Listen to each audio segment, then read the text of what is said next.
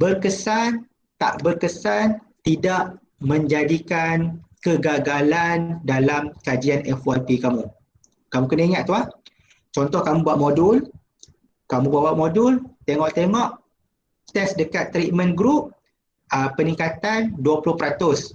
Test dekat control group, peningkatan pun 20%. Yang tak guna modul kamu tadi pun, peningkatan dia 20%. So maksudnya tak ada beza. Guna modul kamu, tak guna modul kamu, peningkatan pelajaran pelajar tadi tu naik 20%. Jadi, kamu report lah itu. Okey, janganlah kamu nak kena report, nak kena berjaya juga kamu punya modul tu. Okey, bila tak berjaya kamu punya modul, nanti dekat bahagian perbincangan tu kamu bincanglah kenapa kamu punya modul tak berjaya, kenapa kamu punya teknik ni tak berjaya.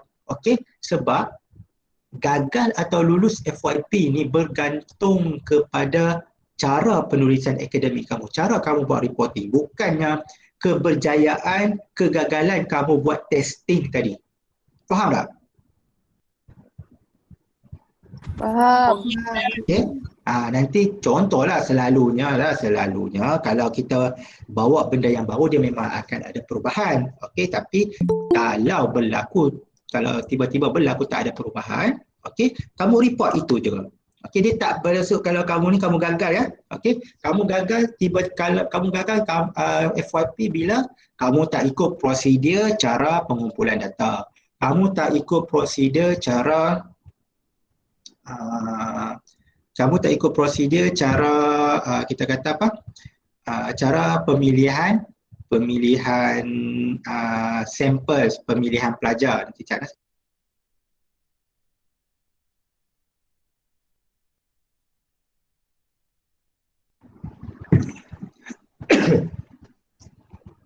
okey, kamu punya apa, kita kata kamu punya permasalahan kajian tak jelas. Okey, tak jelas. Kamu punya penulisan metodologi tak betul. Itulah yang menyumbang kepada kegagalan FYP kamu. Okey, plus yang faktor utama yang menyumbang kegagalan FYP adalah kamu tak hantar FYP kamu kepada supervisor kamu dalam tempoh yang ditetapkan. Itu punca utama kamu gagal FYP. Okey, untuk pengetahuan semua, ini bukan nak tak ada siapa rakam kan. Okey, jangan siapa-siapa rakam. Bukan nak mengaitkan siapa-siapa. Ada pelajar yang gagal FYP. Okey, ada pelajar gagal FYP. Okey. Sebabnya adalah yang saya bagi tahu tadi lah, tidak menghantar tesis penuh pada tempoh yang ditetapkan. Okey. Jadi pensyarat nak kena key in markah, kamu tak hantar-hantar juga. Jadi takkanlah nak bagi markah juga dah tak hantar tesis kan. Jadi terpaksa gagal. Okey, terpaksa digagalkan. Okey, boleh. Okey, kena ingat kegagalan kamu dalam FYP, kamu dapat A, B, C tu bukanlah disebabkan kamu punya kajian tu berjaya atau tak berjaya, tetapi adalah bentuk penulisan kajian kamu. Okey. Okey, jelas quasi eksperimen, pre and post test. Boleh Doktor? Ada soalan? Jelas. Ada soalan? Doktor, Ha. apa beza control group tu dengan treatment group? Okey. Itulah. Itu. Control group, control group adalah grup kumpulan kawalan. Treatment group adalah kumpulan rawatan. Kumpulan rawatan ni adalah kumpulan yang kamu nak jalankan kajian kamu. Okey. Macam contoh kamu bina modul untuk pembelajaran tarkib idhafi. Okey. Kamu nak tahu berkesan tak berkesan modul tarkib idhafi kamu tu, kamu test penggunaan tarkib idhafi kamu tu dekat treatment group. Okey. Dekat treatment group ni, intervention ni kamu punya testing lah, eksperimen. Dekat control group kamu tak test pun buku modul tarkib idhafi kamu tadi tu. Okey.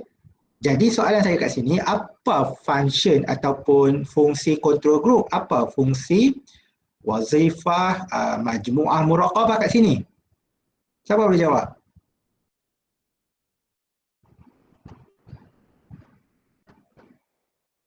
Apa fungsi control group kat sini? Dah lah kita tak test modul kita. Kenapa kena ada control group? Untuk perbandingan. Untuk? Membuat perbandingan dengan treatment. Ya, betul. Okey. Wujudnya control group ni adalah untuk nama pun kawalan. Okey, nama pun kawalan.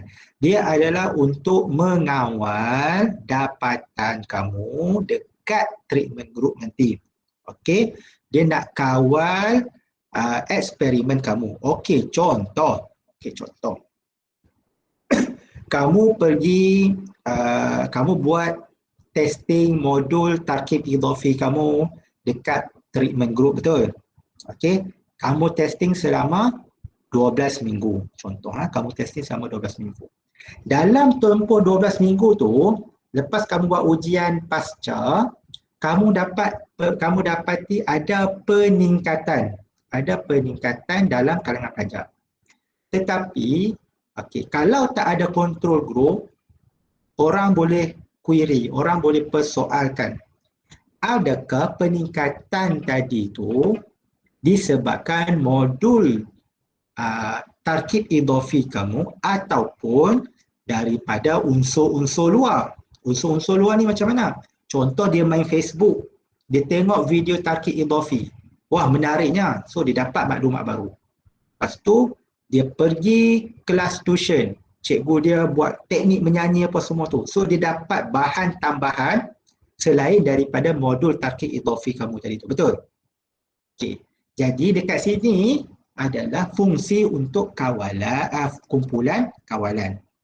Kumpulan kawalan kat sini adalah untuk mengawal anasir-anasir luar tadi itulah. Kamu tak boleh kata, okey student, kamu tak boleh main Facebook, kamu tak boleh main TikTok, tak boleh tengok TikTok pembelajaran, kamu tak boleh tengok, tak boleh pergi tuition apa semua. Kena tengok saya punya tarkib. Kamu tak boleh kata macam tu. Okey.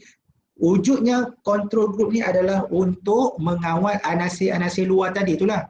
Okey, kita katakan 95% dia menggunakan modul tarkib kamu dan 5% tadi dia terkesan dengan anasir luar. Betul? Kita kata macam tu untuk kumpulan kawalan. Untuk control group, kita katakan benda yang sama juga. Maksudnya 95% dia menggunakan teknik lama. Teknik lama dia tak guna modul kamu, dia guna teknik lama, dia guna modul lama. Dia tak guna modul. Dan dia ada 5% unsur-unsur luar tadi yang sama dengan treatment group. Okey. Jadi kalau orang kata ini peningkatan ni bukannya sebab modul kamu, sebab pelajar ni suka main TikTok, mereka dah tengok TikTok pembelajaran lebih menarik, lebih video-video tu lebih baik, lebih menarik dan lebih mudah faham. Jadi mereka dapat peningkatan kat situ. Jadi kamu boleh counter back balik. Kita ada control group di sini yang mana mereka terdedah dengan unsur-unsur yang sama. Jadi kalaulah mereka ni naik 50%, sepatutnya dekat sini kena naik 50% jugalah. Tetapi apa yang dapatan akhir kamu, okey, treatment group sahaja yang naik 50%, control group tak naik 50%. Okay. Faham tak kat sini? Dia is more to technical. Okey, faham tak? Ke dah lost dah? Jadi baru satu ni, banyak lagi ni reka bentuk kajian kita ni. Bolehlah. Boleh dah? Faham tak? Okey, dapat Dan sekurang-kurangnya kamu dapatlah overview quasi eksperimen tu macam mana. Dapat. Okey, boleh lah. Okey. So kita pergi ke atas. Settle eksperimen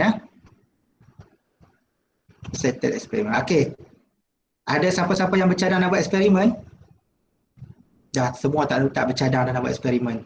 Saya tak bercadang nak buat masyarakat taharruj lah Ustaz. Ada tak yang kata macam tu? Okey. Okey, selesai dekat eksperimen. Okey, sekarang kita pergi masih lagi kita dekat kuantitatif, kita pergi kepada non-eksperimen. Okey, non-eksperimen ni dia ada 3 jenis. Satu, correlational. Okey, kajian kolerasi ataupun kajian hubungan. Yang kedua adalah kajian deskriptif, okey, ataupun dirasah wasfiyah. Ya, yang ketiga adalah kajian komparatif, kajian perbandingan ataupun kajian dirasah muqaranah. Okey. Dekat sini pun dia sama juga, tapi dia bentuk dia non eksperimen lah. Bila non eksperimen dia tak ada yang tadi kena bahagi kumpulan, kumpulan ni kena ada rawatan, tak ada rawatan, dia tak ada. Okey, dia tak ada itu. Sebab tu nama dia non eksperimen. Kebanyakan pelajar FYP dia akan fokus dekat sini. Okey, dia akan fokus dekat sini. Kajian deskriptif sama ada dia menjalankan kajian tinjauan ataupun kajian survey ataupun dia menjalankan kajian case tadi, kajian case. Okey. Okey. Jadi saya akan fokus dekat sinilah. Okey, saya akan fokus. Okey, tapi saya maklum jugalah, kajian korelasional ataupun kajian hubungan adalah kajian yang melibatkan hipotesis, yang mana kajian kamu ni adalah kamu katakan faktor A memberi hubungan kepada faktor B. Faktor A menyebabkan peningkatan kepada faktor B. So kamu kaji benda tu saja, kamu tak kaji dah benda lain. Dia tak ada eksperimen, kamu kaji benda tu saja. Okey, dapatlah. Dan dia memerlukan teknik-teknik analisis lah yang betul untuk mendapatkan kajian kolerasi tadi. Yang kedua, kajian komparatif tu pun sama juga. Okay, kajian komparatif tu pun sama juga. Dia membuat perbezaan. So dia membanding beza dua ni sahaja. Dia membanding beza, okey, kalau macam eksperimen ni pun dia banding beza tapi dalam bentuk eksperimen. Tapi untuk kajian komparatif, dia membanding beza tetapi bukan dalam bentuk eksperimen lah. Maksudnya dia tak adalah reka bentuk tadi tu. Okey, dia tak ada reka bentuk tadi. Dan kebanyakannya menggunakan kajian deskriptif, iaitu kajian survey ataupun kajian case study. Okey, apa itu kajian survey? Apa itu kajian tinjauan? Okey, kajian tinjauan adalah satu kajian untuk kamu meninjau sesuatu isu ataupun sesuatu perkara. Okey, contohnya tahap penguasaan guru bahasa Arab dalam menggunakan kita kata sekarang ni kita guna menggunakan Google Classroom. Okay, so kamu tak mau buat testing pun. So kamu nak meninjau saja. Okay, kamu nak meninjau. Okay, guru ni nak tengok tinjauan tahap penggunaan Google Classroom dalam kalangan guru-guru bahasa Arab. Okay, so dekat negeri Perak. So kamu pergilah. Okay, pergilah guna buat survey. Okey, nama pun kajian survey, kalau kamu buatlah survey, mereka isi apa. Lepas tu kamu analisis. Okey, analisis deskriptif. Okey, so kamu dapatlah dapatan. Okey, 70% guru-guru di negeri Perak mahir ataupun sangat mahir menggunakan Google Classroom. 50% guru bahasa Arab di negeri Perak menggunakan data internet sendiri untuk menjalankan Google Classroom. So banyaklah kamu dapat. Okey. Tetapi apa yang kamu dapat, dapatan kamu tu mestilah menjawab persoalan kajian yang kamu nak kaji tadi tu. Okey, contohnya kamu nak kaji tahap penggunaan Google Classroom dalam kalangan guru. So nanti kamu punya dapatan tu pun akan menjawab persoalan tadi tu lah. Okey. Dapat tak? So kajian survey ni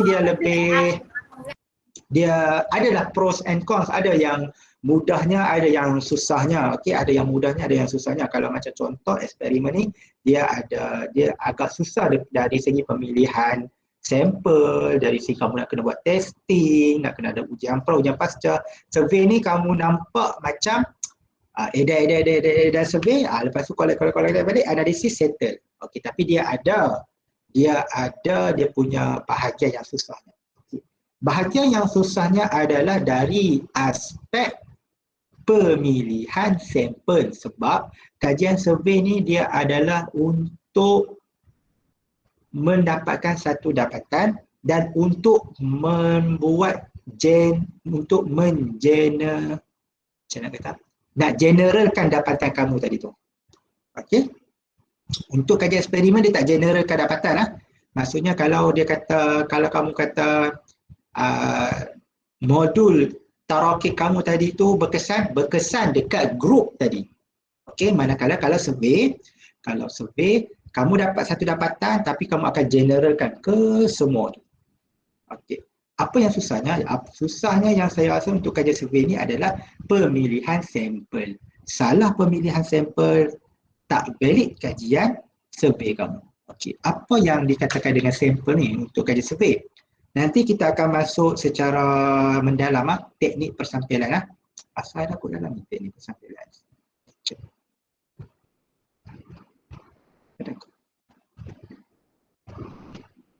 Ni ada ni population sample. Okey. Nanti kita masuk secara mendalam. Okey. Untuk kajian survey, yang pertama sekali kamu mestilah tahu ataupun kenal pasti populasi kajian kamu. Contoh. Saya nak buat kajian penggunaan Google Classroom dalam kalangan guru bahasa Arab di negeri Perak. Jadi semua guru bahasa Arab di negeri Perak kamu tu adalah populasi kamu. Okey, adalah populasi kamu. Okey. Kamu kena tahulah bilangan guru bahasa Arab tu. Kamu kena tahu bilangan guru bahasa Arab kamu tu. Okey.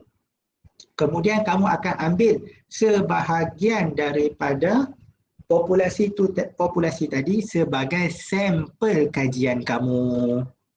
Okey. Untuk kamu jalankan survey. Okey, faham tak?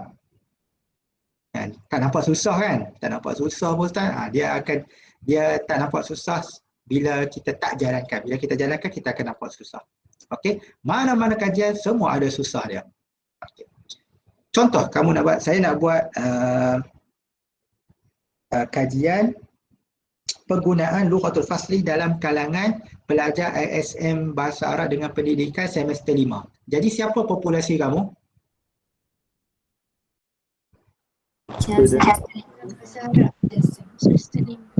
Bahasa Arab semester 5.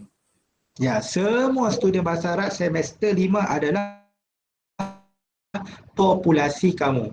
Okey, jadi kamu akan ambil sebahagian daripada populasi tadi untuk dijadikan sampel survey kamu. Okey, untuk dijadikan sampel survey kamu. Okey, dapat? Saya ada soalan. Untuk kalau yang persampalan tu, kalau asalnya kalau sepatutnya kita perlu kaji dapatkan dapatan tu semua lah kan, semua pelajar. Tapi kalau kita ambil sebahagian tu valid ke betul? Ya, itulah kita. Okey, contoh nama pun sampel. Okey, nama sampel. Okey, dia kata okey, ini adalah sampel kek. Okey, dia kata sampel kek. Kamu makan semua kek ke kamu makan sebahagian daripada kek? Sebahagian. Kamu makan sebahagian suku daripada kek. Okey. Valid tak valid adalah mengikut teknik persampilan kamu. Okey, contohlah, saya bagi contoh, populasi kamu adalah 130 orang ISM Bahasa Arab dengan Pendidikan semester 5. Okey, ini populasi kamu. Jadi siapa sampel kamu? Ini sampel kamu sedikit sahaja daripada populasi tadi. Okey, nak tahu valid tak valid adalah teknik persampilan kamu. Macam mana kamu pilih yang sekecil ni? Yang kita kata valid mewakili populasi ini. Okey, contoh saya kata tadi tahap penggunaan Lughatul Fasli dalam kalangan ISM Bahasa Arab semester 5. Okey. Ini ISM Bahasa Arab semester 5. Jadi saya nak ambil banyak ni saja untuk saya buat survey. Dapatan saya akan kata dapatan ke semua ini. Okey. Jadi kamu kena follow teknik persampilan untuk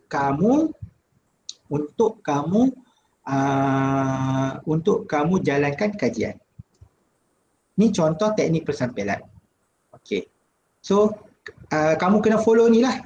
Random, simple random, systematic, stratify, cluster, convenient, quota, purposes, snowball. Kamu kena follow yang ini, barulah dikatakan kamu punya teknik tadi adalah betul dan dapatan kamu boleh mewakili populasi ini tadi. Tapi kalau kamu kata okey saya dah ada populasi, saya dah ambil dah sampel. So bila saya tanya kamu teknik, kamu guna teknik apa kamu ambil ni? Saya ambil je lah kawan-kawan saya. Dekat situ lah berlakunya tidak valid dapatan kamu dan dapatan kamu tidak boleh mewakili populasi tadi. Okey, ini contoh teknik dia. Nanti kita masuk secara mendalam. Okey, saya tunjuk sikitlah contoh sebab mungkin kamu nampak macam takut kan. Okey. Nampak macam takut. Okey, contoh. Ini kalau kamu buat survey ini khas untuk survey. Kalau kamu khas buat untuk survey, kamu kena follow table ni. Nama table ni adalah table Craigie dan Morgan. Okey, tak kisah kajian FYP, kajian master, kajian PhD, kajian pasca doktoral. Kalau buat kajian survey kena follow table Craigie dan Morgan. Okey, N ni adalah number of population. S adalah number of ataupun size of sample. Okey, contoh kamu ada berapa orang? 130 orang. So, mana 130? Okey, jadi ini 130 orang kamu punya populasi. Okey, jadi berapa sampel yang kamu perlu? 97. 97. Ada 97 orang sahaja yang akan menjawab survei kamu. Okey, bukan hanya 97, minimum 97. Okey, minimum 97. Lebih tak apa, kurang tak boleh. Okey, jadi 97 orang ni lah kamu nak kena pilih menggunakan teknik ni. Ni. Teknik ni.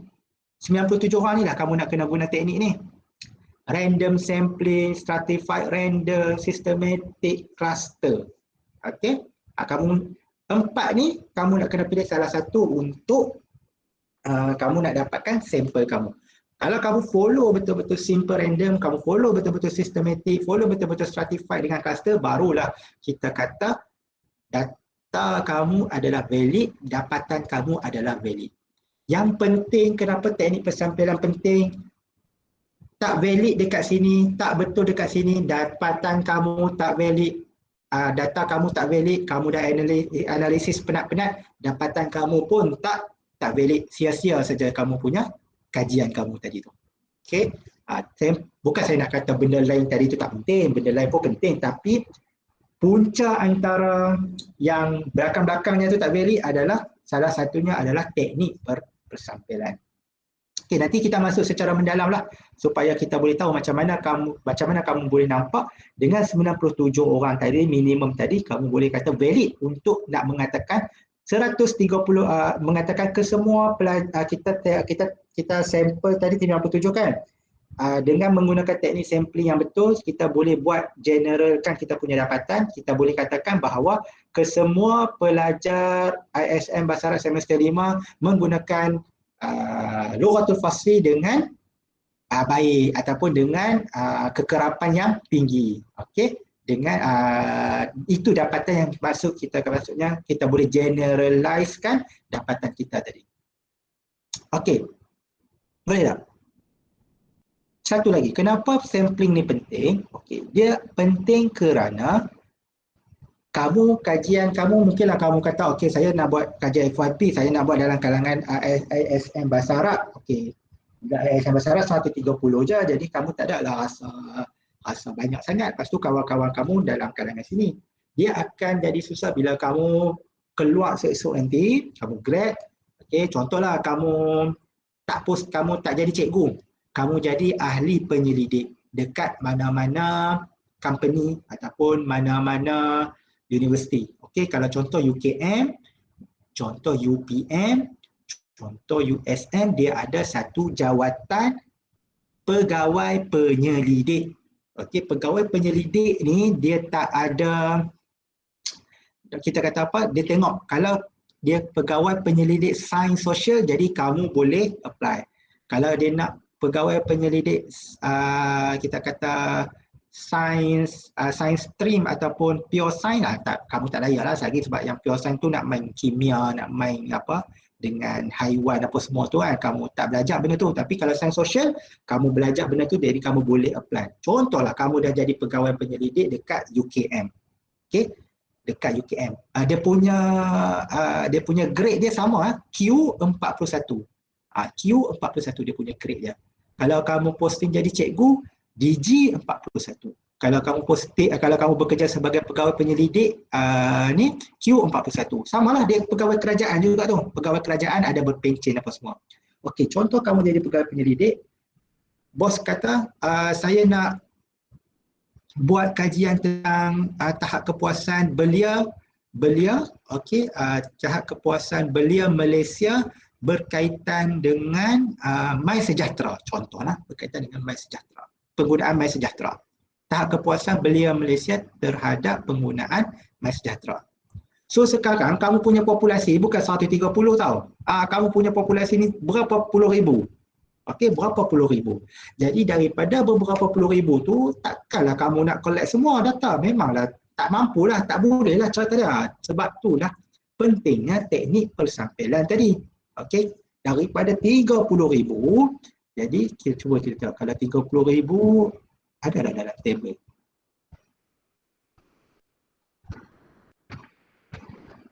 Ni berapa ni? 10, ada 30,000 kan? Kan 3,000 ni. 10 ratus. Ni 30,000. Kalau 30,000 kamu kena cari 379 saja untuk jawab survey kamu tadi tu. Survey kamu 379 tadi, minimum 379 ni bukan kena cari 379, minimum 379, lebih tak apa, kurang tak boleh. 379 tadi tu dapatan dia akan mewakili 30,000 dengan syarat menggunakan teknik persampilan yang betul lah. Okay, kalau teknik persampilan yang tak betul tadi tu, sia-sialah kamu pergi turun padang collect sampai 379 tadi tu, dapatan tak valid. Okey, faham tak? Okay, faham. Jadi masyru' takharuj ni walaupun saya tak bagi markah dekat kamu, okey, walaupun saya tak bagi markah dekat kamu, supervisor yang bagi markah dekat kamu, tak bolehlah kamu berpandang enteng lah. Maksudnya tak boleh ambil mudah. Okey, kita tak tahu kamu punya sama ada kamu ni diposting sebagai guru ataupun kamu diposting sebagai pegawai penyelidik. Kita tak tahu masa depan kamu macam mana. Okey, kalau kamu jadi cikgu pun, kamu bercadang untuk jadi guru cemerlang, kamu kena buat kajian tindakan banyak-banyak. Benda ni juga yang kamu akan apply. Kajian tindakan kamu kena apply eksperimen punya method. Okey, so benda ni juga yang kamu akan apply. Okey, boleh. Saya berharap juga ada pelajar-pelajar saya yang menjadi pegawai penyelidik satu hari nanti, tak kisahlah dekat FRIM ke, pegawai penyelidik dekat MADA ke, pegawai penyelidik dekat kementerian mana-mana ke. Okey, dengan harapan ilmu yang saya bagi ini dapat digunakan untuk kerjaya kamu. Okey? Amin. Boleh. InsyaAllah. Okey, kalau dipostingkan jadi cikgu ataupun dipostingkan jadi penyelidik, istiqarah lah nak yang mana. Sebab sama aja, dia punya grade gaji semua sama. Dan dia tengok minat kamu lah. Okey, dia tengok minat kamu. Okey, selesai kajian survey. Okey, setakat ni ada apa-apa soalan nak tanya? Sebelum kita masuk ke kualitatif. Okey, kita masuk pula kepada habislah kuantitatif, dirasah kamiyah ni habis. Okey. Sebelum saya pergi ke kualitatif, apa yang dimaksudkan beza kualitatif dengan kuantitatif? Dirasah kamiyah dengan dirasah kaifiyah.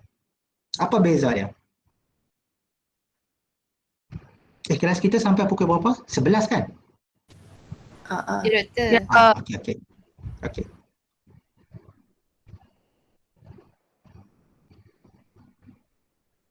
Okey, apa beza kualitatif dan kuantitatif? Apa beza dirasah kamiyah, dirasah kaifiyah? Kita pelajar kita tu 67 orang ke grup A ni? Macam lebih, rasa macam berapa ya? Grup A berapa orang?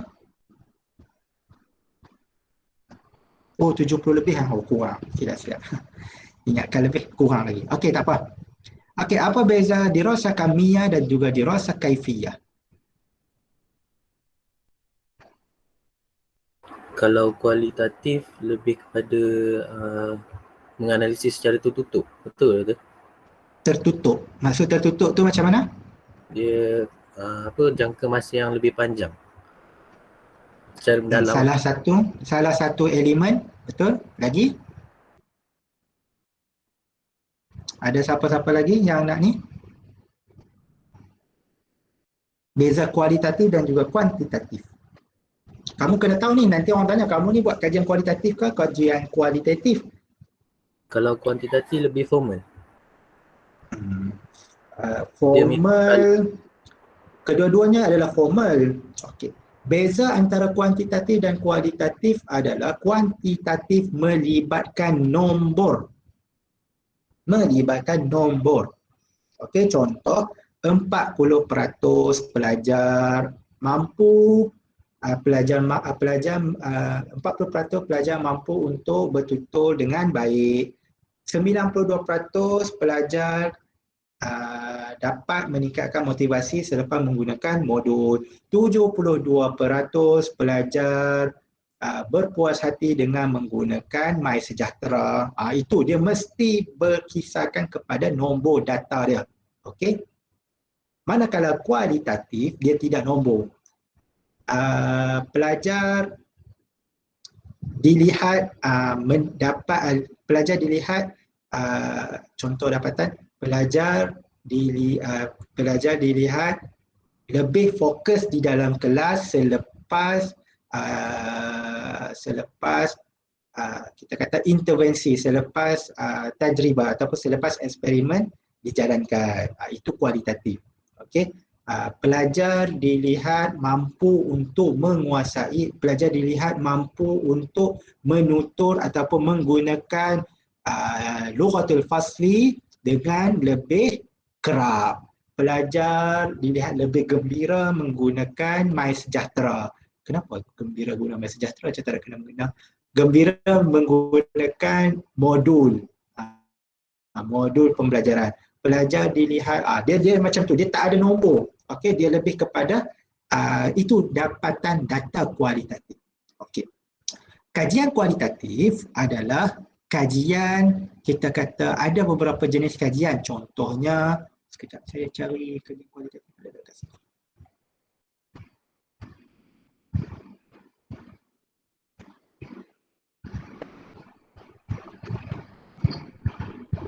Saya guna ni tau, ni slide yang saya bagi talk dekat luar opsi, jadi saya guna yang ni je, tak apa kan? Saya tak buat pun yang kod dalam bahasa Arab. Okey, ini adalah contoh kualitatif data. Okey, bila kita kata kualitatif data, okey, masyhur ataupun paling banyak digunakan adalah pemerhatian. Okey, yang kamu ni saya ni tak ada nota tau, saya tak bagi nota tau. Kamu catat tak ni? Kau main dengar je ni. Catat doktor. Saya catat. Saya tak bagi nota macam ni lah, macam saya lepas tak apalah, memang saya prepare nota kan untuk kamu.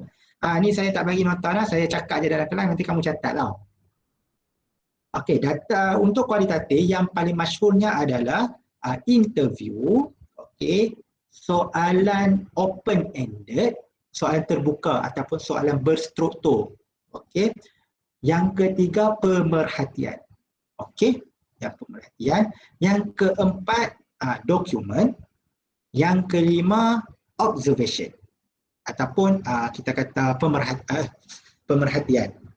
Betul ke saya sebut? Okey, yang pertama di interview, yang kedua soalan open-ended, yang ketiga pemerhatian, yang keempat discussion.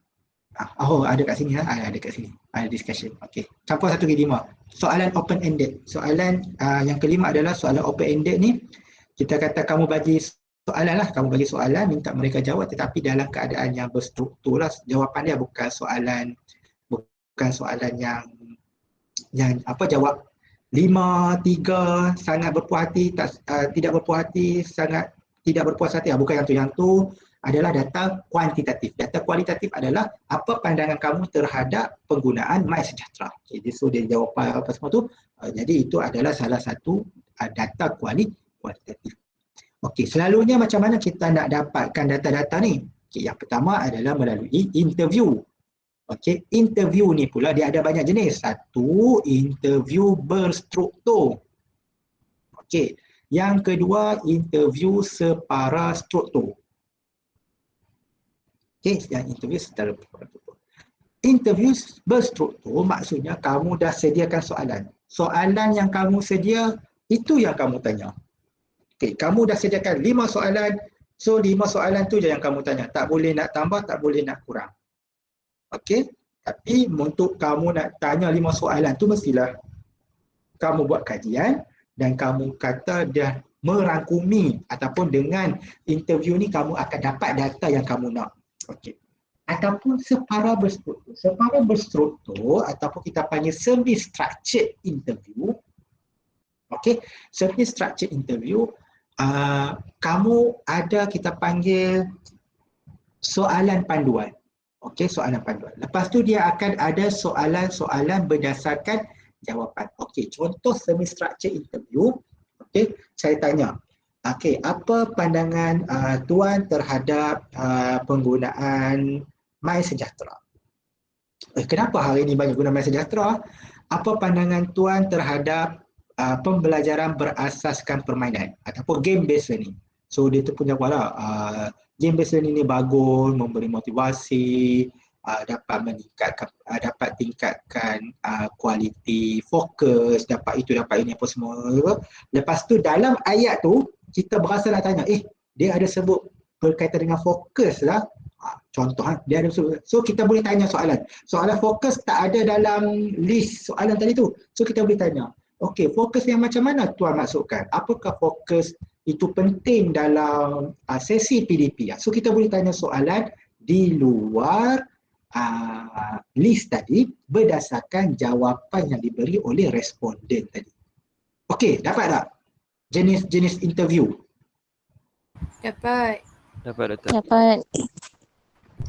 Selain daripada interview, kita juga buat group discussion. Okey, group discussion pula, macam interview tadi dia panggil one to one interview kan. Okey, kita panggil seorang. Okay. Untuk untuk kita kata apa? Untuk group discussion kita ada focus group. Nama dia focus group discussion. So maksudnya kita panggil 4-5 orang duduk dalam satu bilik ataupun satu hall. So kita akan berdiskus lah. Kamu tanya soalan, dia ni bagi pandangan, dia ni jawab orang tu, dia ni jawab orang ni, dia brainstorm itu ini. So sepanjang berlaku dalam focus group tadi tu, kesemua apa yang mereka cakap tu adalah dapatan kajian kamu. Bukan dapatan kajian kamu, adalah data kajian kamu yang berbentuk kualitatif. Okey. Ataupun kamu buat dokumen analisis. Okey, dokumen analisis, okey, kamu pergi turun ke lapangan, kamu dapatkan dokumen, so kamu analisis lah dokumen tadi tu. Okey, kamu analisis, okey, kamu dapatkan dokumen, contoh dokumen ataupun manuskrip lama tadi tu kan. Manuskrip lama mengatakan hang tuah sekian. So kamu ambil lah dapatan kami tu, dapatan kamu tadi tu masuk dalam kamu punya data hasil dapatan kamu. Ataupun dan yang terakhir kamu adalah buat pemerhatian. Pemerhatian ni dia ada isu. Okey, kalau kamu buat etnografi ataupun kamu buat kajian etnografi, kamu kena duduk ataupun kamu tengok kajian kamu berkaitan dengan tahap tumbesaran ke apa kan. Kamu tak bolehlah duduk 3 hari dekat situ. Kamu kena duduk 6 bulan, kena duduk 9 bulan. Okey? Macam tu. Supaya kamu observation kamu nampak perubahan tumbesaran budak tadi tu, contoh ataupun kamu nak cari data berkaitan dengan penggunaan lughatul fasli dalam kalangan guru bahasa Arab. So kamu duduk dalam kelas, kamu tengok je cikgu tu. Macam mana cikgu tu menggunakan lughatul fasli. So kamu tandalah ataupun kamu rakam ke apa semua tu. Okey, boleh. Untuk nak collect data kualitatif ni, okey, dia agak ni sikitlah, dia agak sukar, dia agak banyak prosedur. Okey. Contohnya kalau kamu interview, okey, sama ada kamu nak tulis dapatan kamu tadi tu kamu nak tulis ataupun kamu rakam interview tadi. Kamu rakam pemerhatian kamu tadi, kamu rakam focus group discussion tadi. Balik kamu transkrip, nama dia adalah transcribe. Yang saya harap saya tak ingat adalah nama transcribe ni apa, nanti saya tengok balik. Dia punya term dia adalah transcribe. Kamu transcribe balik apa yang mereka cakap tadi tu, itulah hasil dapatan kamu. Okey lah, saya tunjuk. Okey, dalam kajian kualitatif ni yang menariknya untuk data dia, kalau responden tu jawab itu pun kamu kena tulis. Okey, itu pun kamu kena tulis. Ni cara nak analisis. Okey, macam contoh kamu kata apa pandangan tuan terhadap modul yang kita gunakan dalam kelas tadi. Cikgu tadi tu kan. Cikgu kata saya rasa modul ini sangat berkesan lah. So saya rasa modul ini sangat berkesan lah tu. Masa kamu transcribe tu kamu kena tulis lah HMMM AAA saya rasa modul ini sangat berkesan lah. Nanti masa kamu nak analisis nanti, itulah yang kamu kodekan sebiji-sebiji macam tu. Okey, dapat tak? Dapat. Ini dia kata apa? Maksudnya kena tulis sebutir-sebutir apa yang dia kata tadi. Ya, betul, kena tulis sebiji-sebiji. Kalau dia bersin pun tulis dalam kurungan bersin. Macam tu. Okey. Ini bukan melawak, ni betul lah ni. Maksudnya apa yang sebab dari situ sebenarnya kualitatif ni dia bukannya kita nak analyse apa yang dia cakap. Kadang-kadang kita nak analyse raut wajah muka dia. Okey. Tu sebenarnya bila dia ada tu kadang-kadang kita boleh katakan dapatan yang dia beri tu mungkin tak berapa confident. So nanti adalah dia jenis-jenis analisis. Dia kualitatif ni dia ada banyak kita panggil kita kata macam mana, kita kata fanul fi jam'il bayanat. Dia ada kita panggil kita kata kesenian dia lah. Okay, kesenian dia tu lebih seronok lah berbanding collect data kuantitatif. Okay, kuantitatif ni kamu bagi survey, dia tanda-tanda, okay, ataupun kamu bagi ujian, dia jawab. So dapatan data nombor tu, itulah kamu analyse. Tapi kalau kualitatif ni, dia macam-macam kamu boleh ni. Kamu dapat satu gambar pun, gambar yang kamu dapat tu pun kamu boleh analisis. Okay, kamu boleh jadikan sebagai data kajian kamu. Itu adalah kajian kualitatif. Okey, dapat ya? Okey, dan yang terakhir sekali kajian kualitatif dah. Okey, field research habis ah. Field research settle, kuantitatif, kualitatif. Sekarang ni kita nak masuk dekat library research. Okey, library research ataupun kajian kepustakaan ataupun dirasah maktabiyah.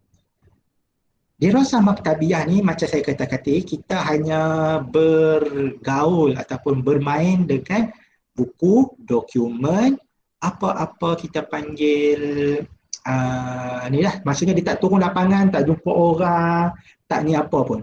Okey, dia hanya bermain tu. Okey, terdapat beberapa jenis untuk kajian kepustakaan. Oh, dalam ni dia tak ada jenis, saya tak mention sebab saya tak buat bengkel kajian kepustakaan, jadi saya tak ada slide khas untuk tu. Tapi tak apa, kita boleh berbincang. Okey.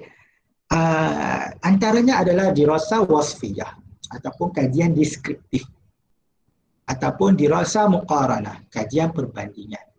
Dirasah tahliliyah. Dirasah tahliliyah ni kajian analisis. Lagi dirasah apa lagi ya? Muqaranah. Dirasah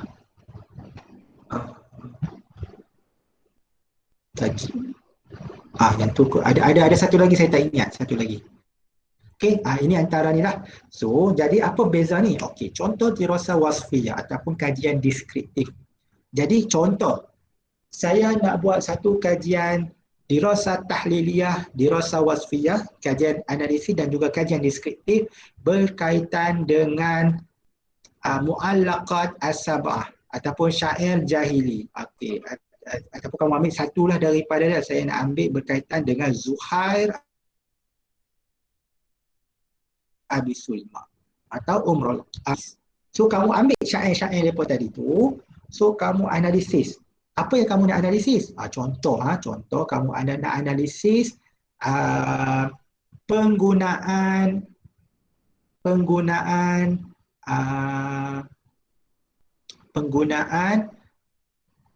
kalimah ghair masyhurah, kalimah-kalimah yang tidak masyhur dalam syair Amrul Qais. Macam tu. So kamu lepas tu kamu analisis lah. Okey, sini ini adalah okey, perkataan ni masyhurah, perkataan ni masyhur. Kenapa masyhur? So kenapa kamu kata perkataan ni masyhur? Kamu refer balik buku ataupun refer balik kajian-kajian lepas, refer balik dokumen-dokumen yang mengatakan kenapa kajian ni masyhur. Okey, itu contohnya. Ataupun kalau kamu nak membabitkan Al-Quran, kajian, kalau contoh kamu kata nama-nama tumbuhan dalam surah apa? Ataupun dalam Al-Quran. Okey, nama-nama tumbuhan dalam Al-Quran. So kamu analisis lah. Okey, daripada surah ni sampai ke surah ni ada berapa nama-nama tumbuhan. So nama tumbuhan ni pula asal daripada mana? Daripada Al-Quran. Kenapa kata ni? Ni bermaksud pokoknya apa? Pokok apa? Di sini menggunakan tu banyaklah cara-cara bentuk analisis. Maksudnya dekat sini nature untuk library research ataupun kajian kepustakaan adalah hanya kita bertaamul, kita buku, penyelidik buku, penyelidik dokumen, penyelidik artikel, semua yang macam tu saja. Dia tak perlu turun ke kajian lapangan. Ataupun kamu nak buat kajian muqaranah, perbandingan syair Arab dan juga syair Melayu. Okey. So kamu buatlah perbandingan. Ataupun perbandingan terjemahan Google Translate dan juga terjemahan apa lagi, aplikasi terjemahan apa lagi ada. Contoh, buat apa perbezaan. Itu dirasah muqaranah. Okey. Soalan mungkin kawan akan tertanya, kita nak analisis apa? Okey, macam mana nak analisis? Okey. Untuk analisis, jenis analisis kita akan masuk satu persatu nanti. Benda yang nak kita analisis tu adalah benda yang kita nak menjawab persoalan kajian kita. Contoh, berapa banyak perkataan An-Nabat dalam Al-Quran. So itu contoh persoalan kajian kamu. So nanti kamu analisis apa semua tu, dapatan kajian kamu tadi tu menjawablah kamu punya persoalan kajian kamu yang pertama.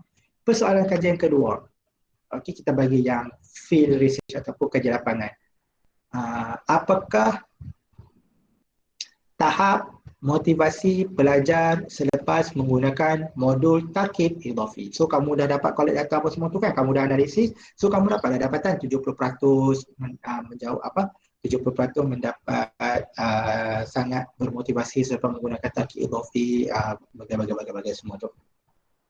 Okey. Dapat tak?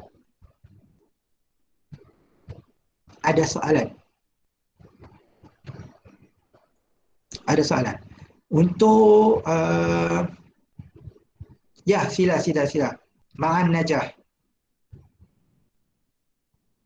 Okey, untuk kajian kepustakaan ni dia tak banyak mereka bentuk kajian, dia tak banyak ni, dia cuma ada prosedur yang kita perlu ikut. Okey, setakat ni dah jelas jenis kajian yang kamu minat, apa yang kamu nak buat. Doktor nak tanya. Ya, boleh, sila. Yang kajian kes tu pun perlukan teknik persampilan tu ke? Okey, untuk kajian kes, kita perlu kajian kes ni adalah kita mengkaji kajian-kajian yang lepas. Okey, kita mengkaji kajian-kajian yang lepas. Contohnya kita ambil kajian ini sebagai kes untuk kita mengkaji dekat situ.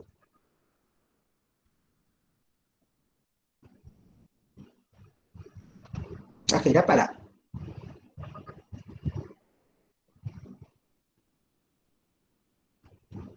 Maksudnya doktor? Maksudnya kita ambil kajian-kajian lepas untuk dijadikan kes untuk kita mengkaji kajian tersebut. Macam tu kajian kes. Okey. Oh, Okey, kajian kes ni, saya tak pergi secara mendalam sebab saya tidaklah terlalu pakar ataupun arif dalam kajian kes. Jadi saya tak boleh nak mencerita secara mendalam. Okey, untuk kajian kes selalunya kita menjalankan kajian yang macam mana nak kata? Tak apalah. Kajian kes ni saya hold dulu, saya bawa kepada next class. Nanti saya terang explain secara ni. Saya bawa kepada next class. Nanti untuk next class minta saya explain kajian kes ya. Saya bawa kepada next class. okey. Okey. Okey, ada soalan lain? Doktor nak tanya, Mhm. kalau yang untuk transkrip tu kan kita kena tulis berdasarkan apa yang kita dengar daripada rakaman tu. Kalau orang tu Betul. boleh terpasak ataupun bahasa mudahnya lorat lah. Maksudnya kita kena Loratlah tulis. uh, Loratlah tulis. Dia guna bahasa utara, kita tulis utara. Kalau dia guna bahasa Kelantan, lorat Kelantan, tulis lorat Kelantan. Dia guna bahasa lorat Terengganu, tulis Terengganu. Itu yang apa yang keluar dari mulut dia, itu yang kita tulis. okay, faham doktor, terima kasih. Itu adalah data kita. Okay, faham. Okey, contoh. Untuk data collection ataupun pengumpulan data, contoh, dia tak semestinya kalau kamu menulis tesis bahasa Inggeris, kamu menulis tesis dalam bahasa Arab, kamu kena collect data dalam bahasa Arab. Tak semestinya. Okey, untuk keselesaan responden kamu boleh guna dalam bahasa Melayu, tapi nanti dapatan tu kamu tukarlah ke dalam bahasa Arab. Okay, contoh kalau kamu nak buat interview, kan kamu nak interview kata kalau kamu nak interview penggunaan bahasa Arab dalam kalangan pegawai-pegawai masjid. Belum tentu pegawai-pegawai masjid semua tu, AJK masjid tu tahu ataupun boleh bercakap bahasa Arab. Takkanlah kamu nak pergi interview dalam bahasa Arab kan? Kamu interview dalam bahasa Melayu, so nanti bila dapatan tu, kamu tulis dapatan kamu tu dalam kajian kamu tu dalam bahasa Arab. Maksudnya macam ni, contoh kalau kamu buat interview, okey,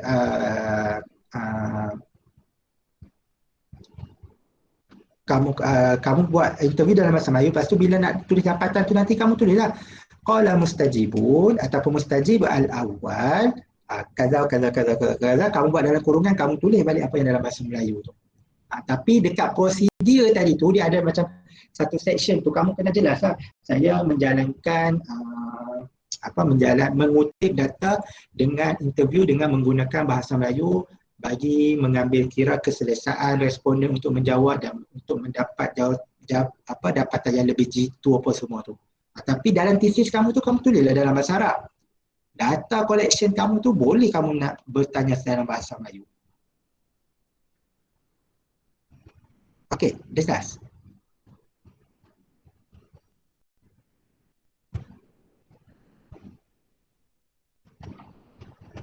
Jelas doktor. Jelas. Okey, ada soalan lain? Okey, saya ada. Sila. Doktor selalu student ambil kuantitatif ke kualitatif? Mostly. Dua-dua ada yang buat library research pun ada sebelum ni. Library research ada, kualitatif ada, kuantitatif pun ada. Dia untuk supervisor dia akan isyraf semua jenis. Tajuk adalah daripada pelajar sebab dia adalah minat kepada pelajar. Saat lagi kalau contohlah kan, kamu ni tak minat balarah, tak minat adab, saya suruh pergi buat pergi kaji syair Umrul Qais, buat perbezaan dengan syair sama Sa'id. Tak kenanya kamu dengan tak minat adabnya, dengan tak itunya kan, nak buat kajian tu pula nak makan masa lebih hampir setahun nak siapkan satu tesis. Jadi terpulang kepada kamu, jangan berasa takut untuk lain daripada yang lain. Kalau kawan kamu banyak buat kualitatif, kamu nak buat kajian kepustakaan, sila, tak ada masalah. Semua pensyarah boleh israf kamu untuk buat kajian kepustakaan. Kalau kamu rasa kamu nak buat kajian kualitatif, kawan-kawan semua buat kuantitatif, sila. Semua pensyarah boleh israf kamu untuk buat kajian kualitatif, tak ada masalah. Asalkan jalan prosedur yang betul, prosedur yang betul, kamu punya data collection yang betul, siaplah tesis kamu nanti. Minat satu lagi, minat. Yang penting kena ada minat lah. Jangan kata saya semua tak minat, Ustaz. Semua tak minat. Jumpa saya depan lah nak buat gaya. Ada lagi nak tanya?